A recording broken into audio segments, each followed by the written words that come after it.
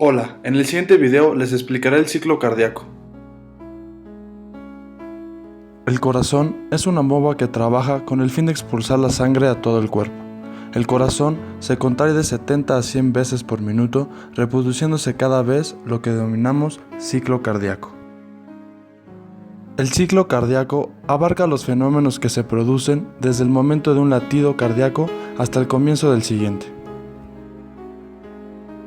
Cada ciclo cardíaco empieza con un potencial de acción en el nodo sinusal, que va a viajar a lo largo de todo el sistema de conducción, estimulando así a las células para que el músculo cardíaco se contraiga.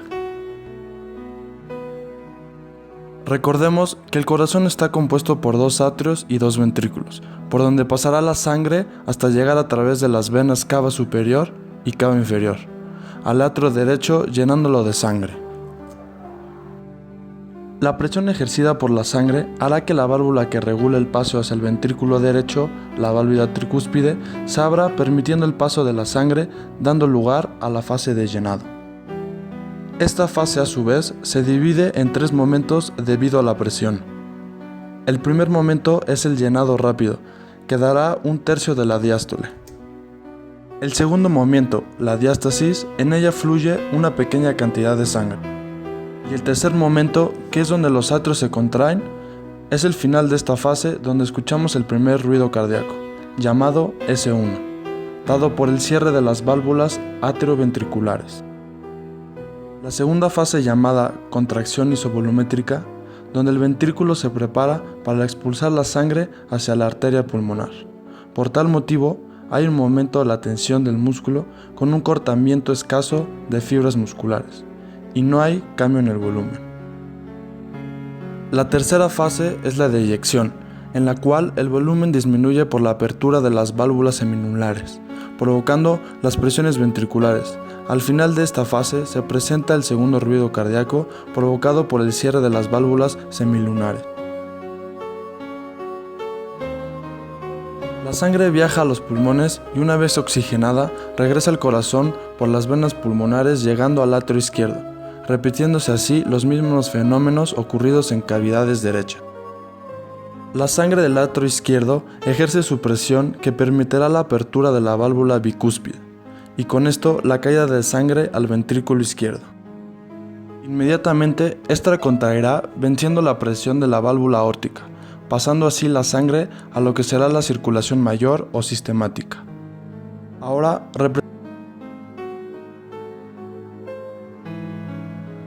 representaremos gráficamente el ciclo cardíaco. En el eje de las Y's tenemos representado la presión en milímetros de mercurio y en el eje de las X tenemos el volumen en mililitros. Comenzamos explicando la primera fase que corresponde a la fase de llenado, que a su vez esta se divide en tres. El primero denominado llenado rápido. El segundo llamado diástasis. Y el tercero corresponde a la contracción atrial.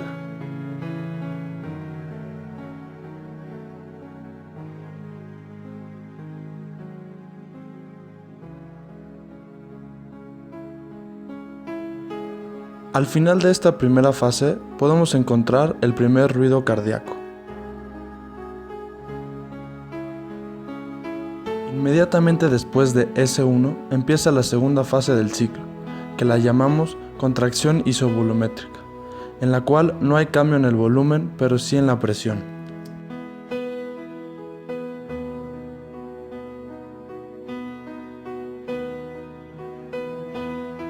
En la tercera fase, llamada periodo de eyección, hay una disminución del volumen y un ligero aumento en la presión.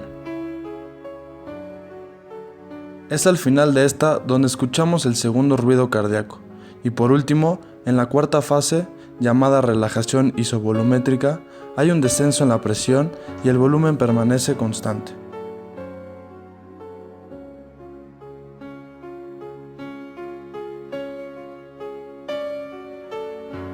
Entonces tenemos a la fase 1, fase 2, fase 3 y a la fase 4 del ciclo cardíaco.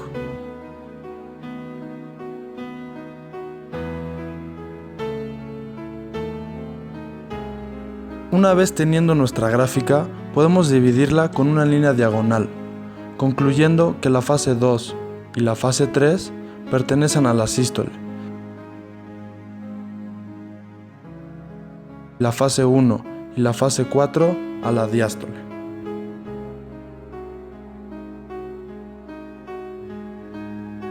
Muchas gracias por su atención.